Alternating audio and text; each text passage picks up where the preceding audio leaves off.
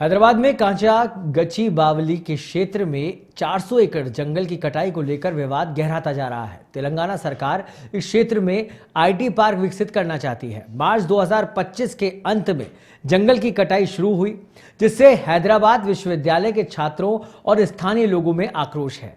वहीं इस मामले को लेकर नेशन 27 ने पर्यावरणविद विष्णु लांबा से खास बातचीत की। क्या कुछ कहा उन्होंने, आइए आपको सुनाते हैं। Hyderabad is dying, Hyderabad needs your attention जैसे कई स्लोगन सोशल मीडिया और अखबारों में ट्रेंड कर रहे हैं। हैदराबाद का आखिर ये पूरी कंट्रोवर्सी है क्या?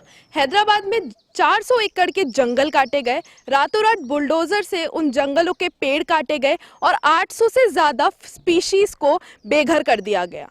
ये बहुत बड़ी एक कॉन्स्पिरेसी थी जो कि सरकार द्वारा वहाँ पे रचाई गई, और इसी कॉन्स्पिरेसी को लेके आज हम बात करेंगे विष्णु लांबा जी से, जो कि एक एनवायरमेंटल स्पेशलिस्ट है। तो विष्णु जी, आपने तेलंगाना की ये पूरी कॉन्स्पिरेसी बहुत करीब से देखी है, क्या कहना चाहेंगे इसके बारे में? देखिए, सबसे पहले तो नेशन 27 को बधाई, आभार, जिन्होंने इस गंभीर मुद्दे पर चिंता करना, चर्चा करना और जन जन तक जन जागरूकता की दृष्टि से पहुंचाने का एक जिम्मेदारी का काम हाथ में लिया, उसके लिए। देखिए, हैदराबाद के जंगल का विषय ये अकेले हैदराबाद की चिंता का विषय नहीं है, ये संपूर्ण मानवता की चिंता का विषय है, संपूर्ण राष्ट्र की चिंता का विषय है। पर्यावरण का किसी एक जाति, मजहब, पंथ, संप्रदाय, भाषा से संबंध नहीं है, इसका सबसे संबंध है और सबकी जिम्मेदारी है कि इसे संरक्षित करने के लिए आ गया है। ये बहुत दुर्भाग्यपूर्ण है कि अपराधी फीता काट रहे हैं और विद्वान ताली बजा रहे हैं। चिंतन करने वाले, योजनाएं बनाने वाले, इनकी क्रियान्विति के लिए प्रयास करने वाले, बड़ी बड़ी घोषणाएं करने वाले, ये वही लोग हैं, वही मंत्री हैं, वही सरकारें हैं, चाहे सरकार किसी पार्टी की रही हो। जंगलों के साथ में कभी विकास के नाम पर, कभी सौंदर्यीकरण के नाम पर कहीं न कहीं अन्याय होता रहा है।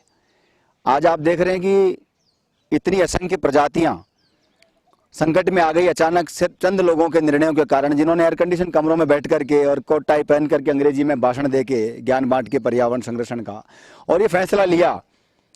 जो जमीन स्तर पर काम कर रहे हैं, सिर्फ पर्यावरणविदों की राय लेना तक उचित नहीं समझा। उन लोगों का ये दायित्व था कि कोई भी इस तरह की पर्यावरण विरोधी गतिविधि हो रही है या पर्यावरण क्षेत्र में किसी तरह की कोई छेड़छाड़ की जा रही है, तो ये न्याय संगत होता, ये संवैधानिक तरीके से काम होता कि लोगों की सलाह लेकर के जो इस क्षेत्र में काम कर रहे हैं, ताकि बायोडाइवर्सिटी डैमेज ना होती। क्योंकि ये जो जंगल है पलक, वो वहाँ के भूजल स्तर को बनाए रखता है, वहाँ के तापमान को संतुलित रखता है, वहाँ के लोगों को शुद्ध हवा देता है। कितने सारे लाभ इससे हो रहे थे। ये जंगल ही थे कोरोना काल में जिन्होंने हमें बचाया है।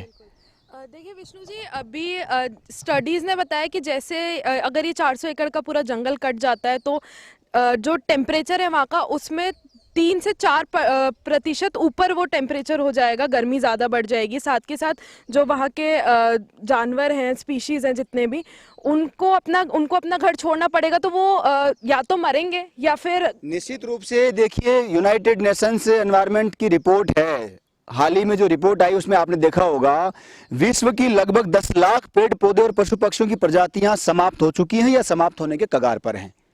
उन प्रजातियों का संरक्षण कैसे होगा, संवर्धन कैसे होगा? जो बची हुई है, जो दुर्लभ प्रजातियां हैं, जो विलुप्त प्रजातियां हैं, उनका संरक्षण संवर्धन कैसे होगा? ये चिंता, ये तथाकथित जो सो कॉल्ड हमारे नेता और भ्रष्ट अधिकारी और मंत्री हैं, चंद लोग हैं, उन लोगों के भाषणों तक सीमित रह गया है। आप कल्पना करके देखिए, मैं राजस्थान का बाशिंदा हूं, हमारे यहाँ का राज्य वृक्ष तक, राज्य पुष्प तक, ये सब चीजें खतरे में हैं। आप समझ रहे हैं?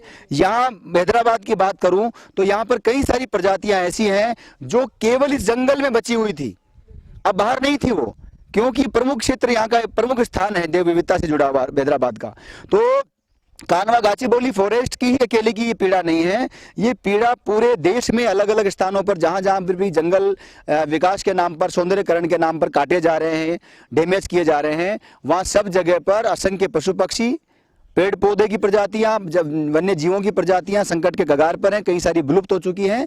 ये जिन लोगों ने ऐसा निर्णय लिया है, निसंदेह रूप से मुझे पूर्ण विश्वास है माननीय न्यायालय पर कि माननीय न्यायालय ने जब वहां पर युवाओं का भी आग्रह था और जब विषय ध्यान में आया तो मेरी जिम्मेदारी भी थी, मुझे इस महायज्ञ में एक आहुति देने का, सहभागी होने का अवसर प्राप्त हुआ, तो निश्चित रूप से ये मान के चलिए कि जितनी प्रजातियां विलुप्त हुई हैं अब और ना हो, इसलिए माननीय न्यायालय ने भी तुरंत प्रभाव से रोक लगाई है।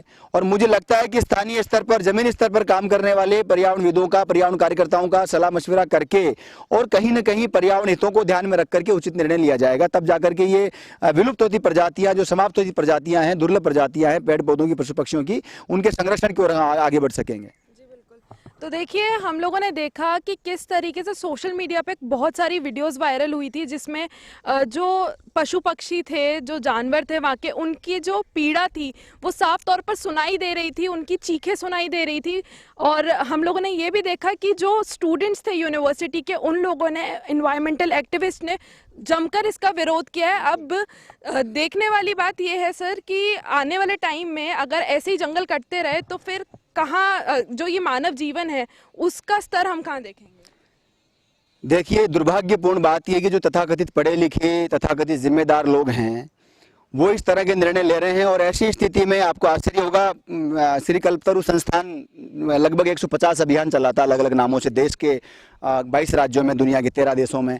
एक उसमें ग्रीन बचपन अभियान है, उसका नेतृत्व कर रही है 5 साल की एक पर्यावरण कार्यकर्ता विवेन। उस विवेन का वीडियो मैंने कल श्री कल्पतरु संस्थान के उस पर देखा। आपको आश्चर्य होगा, वो बच्ची जो बोल रही है वो कहीं ना कहीं इन लोगों के मुंह पर तमाचा है। वो माननीय प्रधानमंत्री से आग्रह कर रही है कि इस कैसे भी करके इन जंगल को बचाइए। वो 5 साल की बच्चियों को ये बात का पता है कि आपको जब आपके घर से कोई निकाल देगा तो आपको कैसा लगेगा। आप खाली जगह पर क्यों जंगल बिल्डिंग नहीं बना रहे हैं, आप हरे पेड़ों की कटाई क्यों कर रहे हैं। इन पेड़ पौधे पशु पक्षी जो रो रहे हैं उनके आंसू देखिए आप, मतलब साफ दिखाई दे रहा है, सारी दुनिया देख रही है। तो कहीं ना कहीं निश्चित रूप से मुझे लगता है कि पर्यावरण का विकास के नाम पर, सौंदर्यकरण के नाम पर, या किसी और तरीके से कभी सड़कें चौड़ी करने के नाम पर जो सत्यानाश हो रहा है वो हर हाल में रोका जाना चाहिए। हम निश्चित रूप से ये जो रास्ता है ये विकास का नहीं है, विनाश का रास्ता है। और जो जिम्मेदार लोग हैं उन लोगों को विचार करना चाहिए, क्योंकि आने वाली पीढ़ियां इनको माफ नहीं करेगी।